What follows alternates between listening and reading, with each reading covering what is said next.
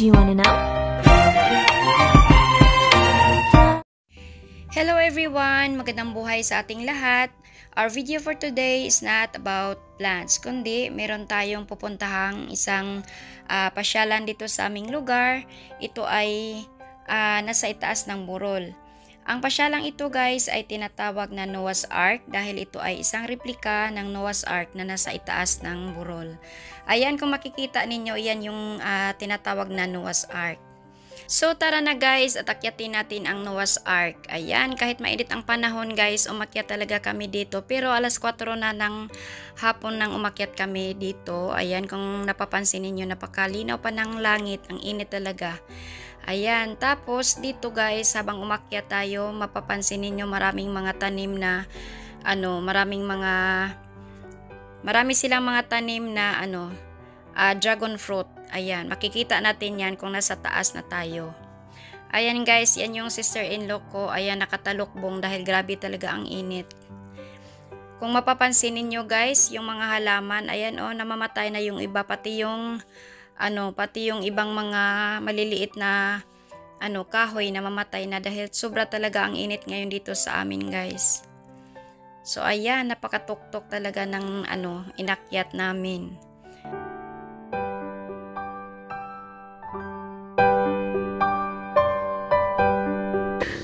Hinahingal ako guys. Andito kami sa itaas ng ng bundok. Andito kami sa Noah's Ark. Ayan, hinihingal ako.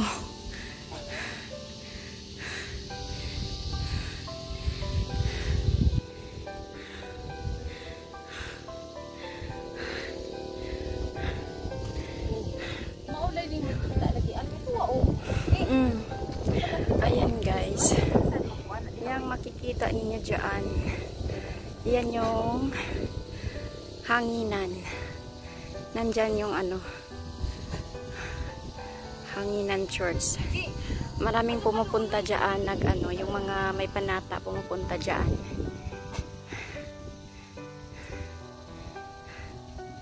Hinihingal talaga ako guys.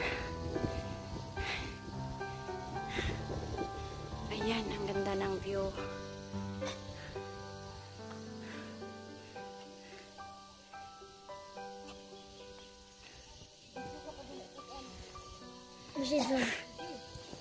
Ayan guys, ang ganda. Andito talaga kami sa tuktok. Ayan, bangin na yan dyan. Ayan, dahil mainit ngayon ang panahon guys, kaya kung napapansin niyo yung mga bundok na susunog na. Ayan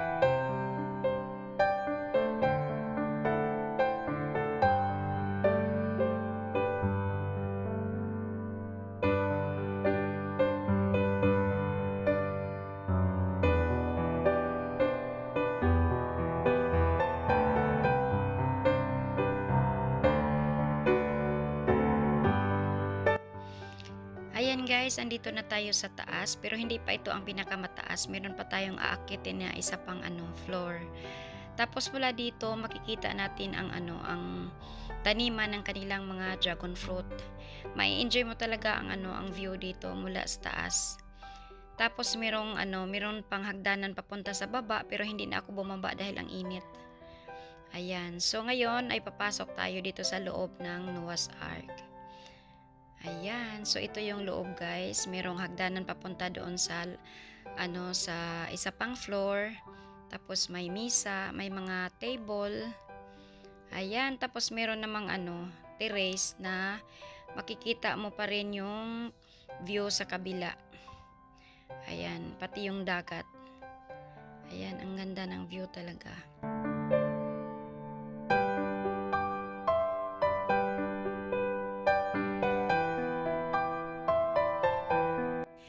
Ngayon guys, ay puntahan naman natin yung itaas. I-explore natin ang pinakataas ng Noah's Ark. Ayan. Hilltop Park pala ang pangalan nito. Replika ng Noah's Ark. Ayan. So ngayon ay aakyat tayo. Tingnan natin yung itaas kung anong meron. Ayan. Maganda rin ang nila guys, hagdanan.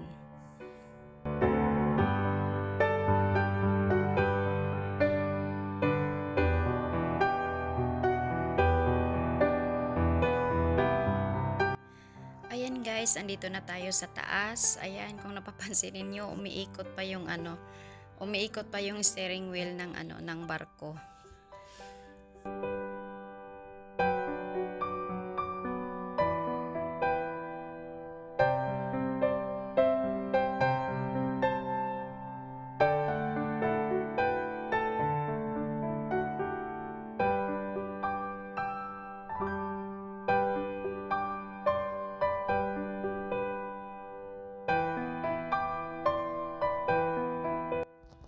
Ito yung pinakadulo ng ng Noah's Ark.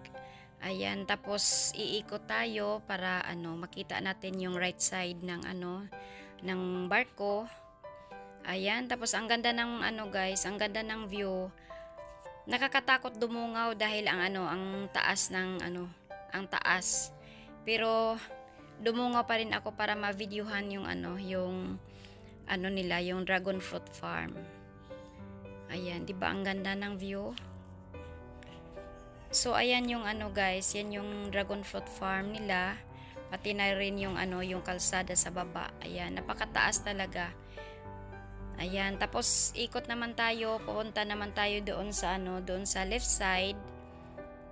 Kung saan makikita naman natin yung yung dagat.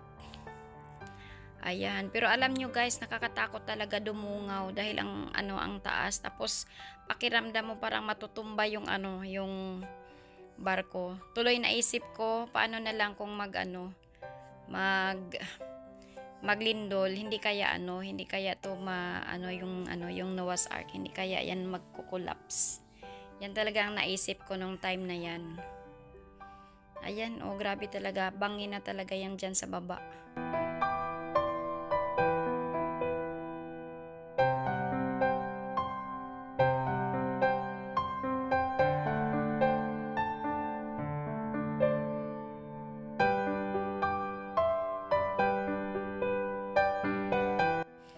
Ayan guys, kung napapansin ninyo yung usok, akala mo may nagsisiga pero wala, may nanamuong dyan, may namumuong wildfire dahil sa init ng panahon. Kasi yung mga kahoy dyan, pati yung mga damo, halos patay na lahat kaya madali na lang masunog.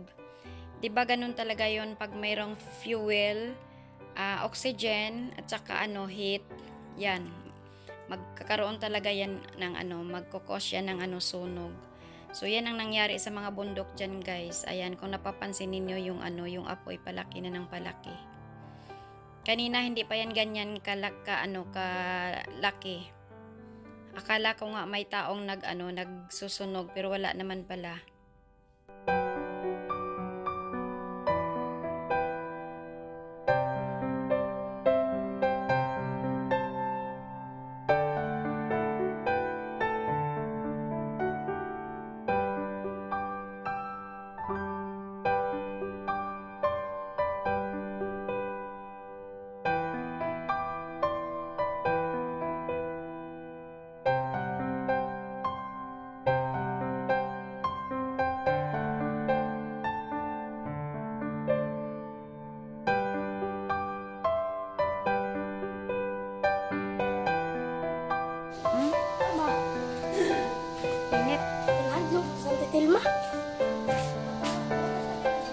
Tulog dahil sa mataga.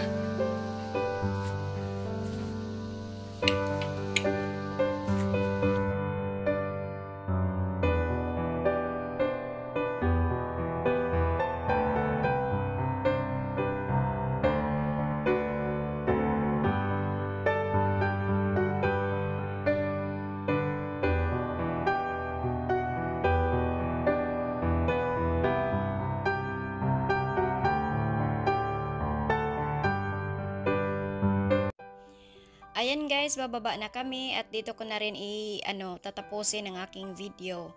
Maraming salamat sa inyong oras sa panonood at sana doon sa mga hindi pa nakasubscribe, please consider to subscribe sa aking munting channel at huwag kalimutang i-click ang notification bell para naman updated kayo sa mga susunod kong video.